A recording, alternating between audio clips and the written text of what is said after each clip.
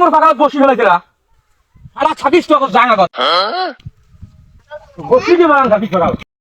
রোজার মাছ কি তাও তোকে দেই যে বসি ফেলাতে পাকাও আগারে মাছগুলো শেষ করে দিলে খারাপ লাগে জামাত দেই কি খাবি মাছ না লাগি আগারে মাছগুলো সব শেষ করছিস বাবু বসি করে পাকায় মাছ সব শেষ করছিস কাই দেই পাকালের মাছ হ্যাঁ মাছ লের বাগান বসে লাগি কি হইছে তুই কই বাগান